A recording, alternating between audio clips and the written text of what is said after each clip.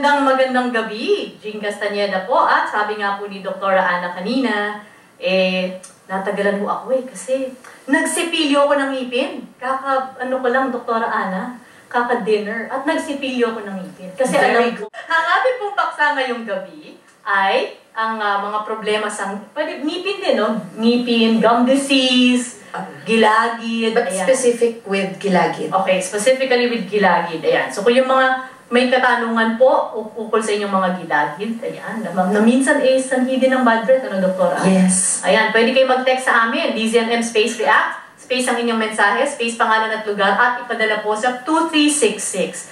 Ang ating pong bisita ay aming ipapakilala. Ang ganda naman ni Doktora. Single pa ba si Doktora?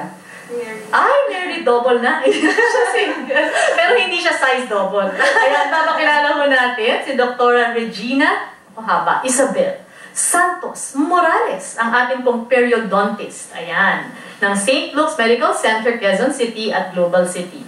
Good evening po, Dr. Regina. Magandang gabi din. Good evening sa inyo. Good evening po. Good evening. So yung una kong tanong kanina, no, yung nung ini-introduce ko, Dr. Ana, itong ating paksa ngayon, iba ang pagiging periodontist sa isang ordinaryong dentista lamang? Oo, opo. Kasi ang periodontist is one of the specialties ng dentistry.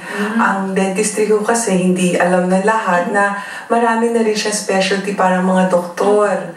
Meron para sa root canal, meron para sa mga pustiso, meron para sa gums, and iba-iba meron para sa bunot lahat.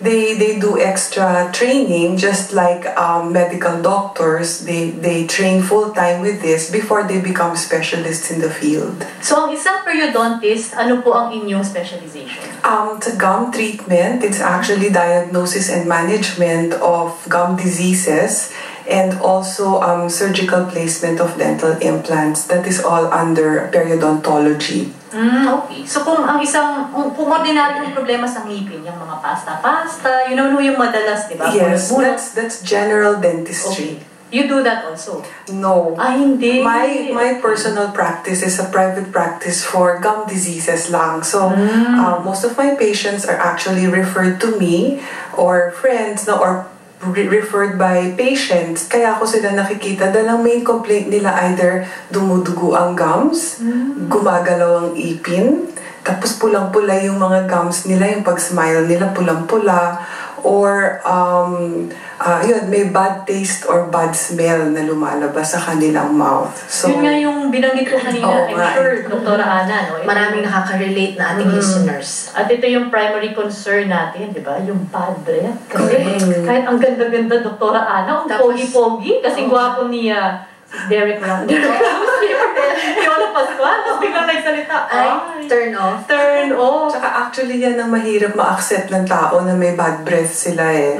No, it's very difficult for them. But up until they realize that it's really a problem, tsaka sila talagang nagsisik ng help. Tsaka doktora, parang mahirap malaman kung may bad breath ka unless may magsabi, diba? Correct. And by that time, medyo nakakahiya. So, kung kapamilya mo, siguro yun. Madaling sabihin. Pero kung sa kaibigan o katrabaho, parang ang hirap sabihin na, darling, excuse me. Parang kailangan, di ba, ang hirap talaga. Di ba nasabi na it's you they're talking about? Hindi lang BO yun. How do you break it gently to a person? Mahirap. Yes. Gaano kalaki ho ang porsyento na ang sanhi ng isang bad breath ay konektado sa problema sa gums? Sa gilagid? Malaki rin eh. Malaki rin kasi kami yung bahay ng ipin eh. If you think about it, the gums Madalas, or the bone are the bone support. Madalas talaga. Kasi isa pang sanhi ng bad breath ay yung sirang-sira ng ipin, or minsan yung mga pangit na crowns na nababahayan na ng lahat ng dumi. Tapos di ba pag dumudugo din ng gums, yun din ang mabaho. Alam niyo naman pag natuyo ang gums, mabaho din siya, tapos hindi natatanggal. Pero yung importanteng tanong, magagamot ba? May pag-asa ba? That is a very good question, no, that I answer my patients to say na kami mga dentista, kaya ako gusto maging dentist eh. Ayoko maging doktor kung mga Dr. Ana. Kasi sa dentistry, alam mo kung ano yung problema. No, basta tama ang mga examination mo, ang assessment mo, siguradong magagamot mo yung problema eh. Hindi kamukha ng ibang problema ng medical field, kahit na ilang laboratory test o mga x-ray nakuha, unpredictable din yung treatment.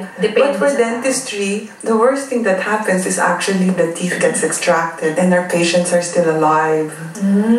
But yes, for gum disease itself, it is very much treatable as long as hindi na siya yung sobrang advanced. Pag severe case na, mas mahirap i-treat. Just like any other problem na kung ma-detect mo early on, it's easier to treat. So that is what we would like to tell people na ipa-check nyo na kagad yung gums nyo pag bumibisita kayo sa mga dentista nyo. Particularly nyo tanungin, kamusta ang gums ko? Kasi nga, Jing, minsan, kadalasan talaga, nakakalimutan natin itanong yung gums. Kasi ang purpose natin pag pupunta yung dentista, initially talaga ipin lang. May masakit or may kailangan ayusin. Tama nga naman, Doktora, we forget. As patients of dentists, we really forget to ask yung about the gums. Dapat tatanungin. Doktora, may I just ask, paano yung minsan, di ba, pag nagtutoothbrush, minsan nag-bleed ng konti, masamang sign, is it a sign na medyo hindi maganda? Of course, titingnan mo naman kung talagang napaka-hard nung pag-brush mo, di ba? Pero kung normal na siya at nag-bleed, even we ask patients kung nagfo-floss din kayo at tumudugo, ibig sabihin may source of bleeding. And normally yan, it's the tartar that is inserted na nakapasok sa loob between the tooth and the gum. Kaya minsan sa ibang tao, pag nakikita nyo may stain dun sa may gum line o kanya mga itim-itim, yan na yung mag-attract ng bacteria na magpo-produce ng toxins na kakainin yung bone support sa ilalim ng ipin. Anong tartar, Doktora? Para sa mga... Ang tartar is hardened plaque. Alam niyo yung mga... It's a very thin film na nakakoat sa ipin natin eh. Every time, even after you brush, you develop it. Tapos, pag hindi mo natatanggal to sa susunod mong toothbrush, tumitigas yan. Kasi yung saliva natin, may mga minerals yan para patigasin yon. Yun, pag naiipit na sa loob, hindi na natin matatanggal. Kailangan nyo ng dental professional cleaning to remove those. Yung ba, Doktor, yung sinasabing, Alveolar deposits. Or when yung ginagawa niyo is yung prophylaxis? Prophylaxis, yes. Or scaling and root planing is what it's called. Gano'ng kadalas po dapat yun? Okay. For kids, normally we do it every 6 months. No? But as we grow older, and especially if you've had history ng gum disease, it's every 3 months. Okay. Every 3 months. Oo nga. Ang gum disease ba, Doktora? Bumabalik ba yan? Yes. Ay, bumabalik! Kasi ang sanhi ng gum disease is yung space between the teeth and the gums. Nasa tayong normal na tao, hindi natin nakikita, no? Pero yun yung mini-measure namin pag nag-e-exam ka ng gum examination. Yung space na yan is like the space between your nail and nail bed. Di ba may space yan? Na no matter how much putulin mo yung kuko mo, bumabalik pa rin. So sa gums, bumabalik siya parati. Kaya kailangan parating malinis yun. Pero once you've had a gum disease, does it make you more prone to, kasi di ba nagamot na, so babalik. For someone na never nagkaroon ng gum problems, mas malaki yung posibilidad. Yes, of course. And mas malaki na rin ang possibility na kung umulit man yung problema, mabunot na yung ipin mo.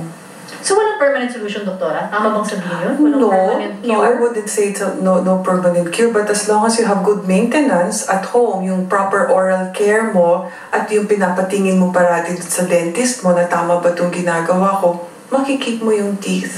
Okay. Doktora, kanina binabanggit nyo, may mga pagkakataong, medyo, sabi nyo nga, too late. Grabe. Ano yung too late? Pag sobrang naggalaw ng ipin, yung ibig sabihin na wala nang kumakapit. Pag wala nang kumakapit, kailangan na talaga siyang bunutin kahit na anong cleaning ang gawin doon. Dahil mahina na yung gums? Mahina na yung support, yung bone. Actually, sa mga layman, gum equals bone eh. Bone for us is the real support of your teeth. Yung gum is just a cover for the bone, di ba? So, kasi, nagmamanifest lang yung infection sa buto through the gums. Kaya nakikita natin yung nandumudugo, yung namamaga, pero ang totoong nagagalit is yung buto sa loob. Okay. Paano mo ginagamot to? Okay. May mga ibang ways of treating. You have one, it's a non-surgical procedure, which is the treatment for mild to early periodontitis. we do scaling and root planing. Minsan kasi pag nasasaktan ng pasyente, pag pumupunta ka malalim ng pocket, kailangan mo bigyan ng local anesthesia para hindi na masyado maramdaman. Ngayon, minsan kung sobrang lalim ng pocket, then you can go to the next phase of treatment, which is actually the surgical phase. So there are two types of surgical phases. One is the non-invasive one, which is pwede na rin laser treatment ngayon. At pangalawa, which is the traditional open cleaning. Yun yung parang may tahi na ginagawa namin. Para tagalinis lang talaga, nililinis mo lang lahat noong mga dumi sa loob. Doktora, meron tayong ratio. Ilang Pinoy ang madalas nagkakaroon ng lung disease or may... Unfortunately, wala pa tayong talagang study that statistics for Philippines. No? But in the States, they know that at least about 80 to 90% of their has a certain form of periodontal disease, which includes gingivitis and also periodontitis. Doktor, may mas mataas bang incidence kaso sa mga bata o sa matanda? No, rare do you have it with children. Very rare. Why? Why? Because remember, they still have baby teeth. And the source of having gum disease is inadequate oral hygiene. So parang magaling si God binigyan muna tayo ng baby teeth do sa time na hindi pa tayo marunong mag-toothbrush, kain pa tayo nakain ng candy, no? Kaya ako sa mga anak ko, correct. Pinagbabawal ko talaga ang candy hanggang sa marunong na silang mag-toothbrush. Guilty naman ako. Parang buti na kasi ako, even with kids naman, di ba? If you di mo ipakita yung candy, hindi naman nila hinahanap Totoo din yun. Tayo lang naman na, gusto nyo.